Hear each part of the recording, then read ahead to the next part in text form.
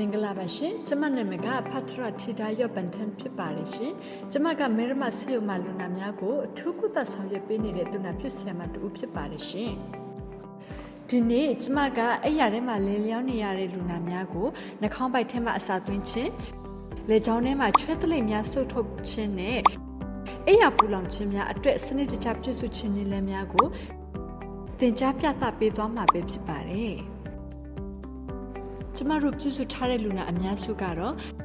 အရေးပေါ်အခြေအနေမှာပြန်လည်ကောင်းမွန်လာတဲ့လူနာများနဲ့အလေအလတ်အဆက်ရှိတဲ့လူနာများပဲဖြစ်ပါတယ်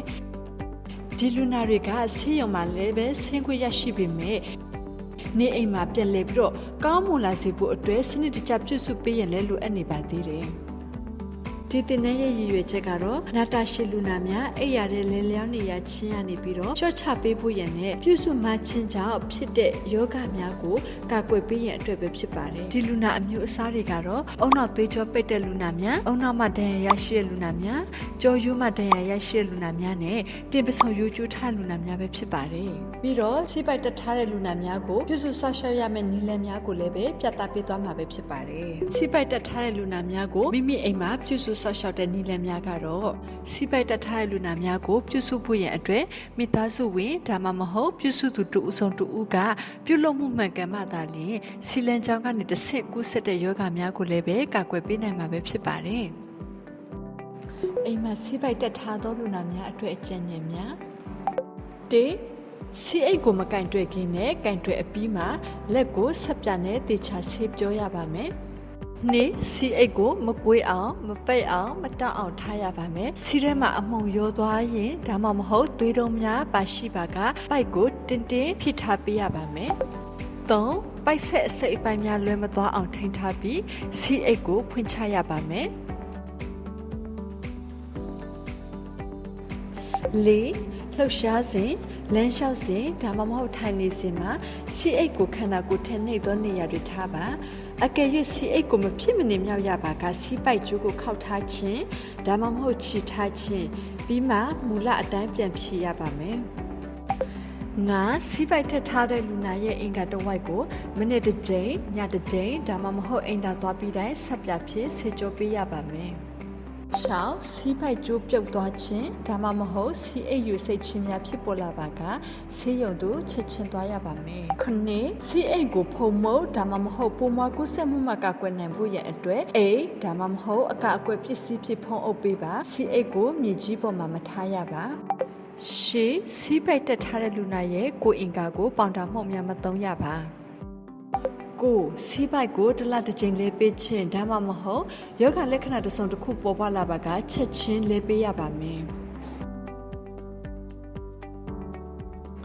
10စီးပိုက်ကိုမရွေ့အောင်ထိန်းထားရပါမယ်ပလတ်စတာလဲချင်းကိုနေ့စဉ်ပြုလုပ်ပြီးအနည်းဆုံး2ရက်ချ3ရက်ချပြီးဒီနေရာပြောင်းပေးရန်လိုအပ်ပါတယ်ထိုကဲ့သို့ပြုလုပ်ခြင်းကအရေးပြပျက်စီးခြင်းမှကာကွယ်ပေးနိုင်ပါတယ်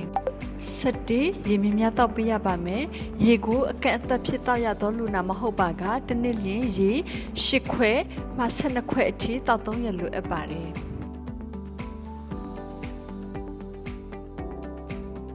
စနစ်စီအိတ်တဝက်ပြပါကစီကိုထုတ်ပြရပါမယ်73စီထုတ်ပါကမှန်ကန်သောနည်းလမ်းဖြင့်ပြုလုပ်ရပါမယ်စီအိတ်ထဲမှာစီရည်ထုတ်ရန်လိုအပ်တဲ့ပစ္စည်းများကတော့1စီရည်စစ်ရန်အတွက်စီကိုစုဆောင်ထားရမည်အိတ်ခွက်တစ်ခုအကယ်၍စီကိုပမာဏတိုင်းတာရန်လိုအပ်ပါကတိုင်းတာနိုင်သောခွဲဒါမှမဟုတ်ရေတန့်ဘူးကိုသုံးရပါမယ်2 80%အရက်ပြန်စိန်ထားသောဂွန်းလုံး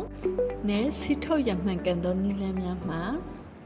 1လက်ကိုတန့်စင်စွာဆေးပြီးတန့်ရှင်းသောလက်အိတ်ကိုဆွပါ2စီထုတ်ရန်အတွက်စီအိတ်ဖွင့်ပိတ်တဲ့နေရာမှာခလုတ်ကိုနှိပ်ပြီးစီအိတ်ကိုခံထားသောခွက်ထဲသို့ဖွင့်ချရပါမယ်3ပိုက်ဖွင့်တံကိုဖွင့်ပြီးစီကိုခွက်ထဲသို့ထုတ်ပါပိုက်အဆုံးကိုအဖုံးနဲ့မထိစေရန်တတိပြုရပါမယ်4ပိုက်တံကိုပြန်ပိတ်ပြီးအရက်ပြန်စိန်ထားသောဂုံးလုံးဖြင့်ပြန်လည်၍တန့်စင်ပေးရပါမယ်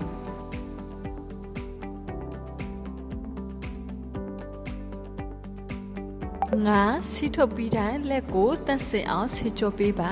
အောက်ပါအခြေအနေများဖြစ်ပေါ်လာပါကဆရာဝန်ထံချက်ချင်းပြသဖို့ရန်လိုအပ်ပါတယ်။တေကိုပူပါကသို့မဟုတ်ဆီးရနောက်ကြည့်ပါကသို့မဟုတ်အညစ်အကြေးကဲ့သို့သောချွဲဒါမှမဟုတ်သွေးပါရှိပါကနေစီလန်ကြောင်ပိတ်ခြင်းစီပိုက်ဆက်ထားတဲ့နေရာပြုတ်ခြင်းဒါမှမဟုတ်စီအိပ်ယူခြင်းဖြစ်ပေါ်လာပါကဆရာဝန်ထံသို့ချက်ချင်းပြသရန်လိုအပ်ပါတယ်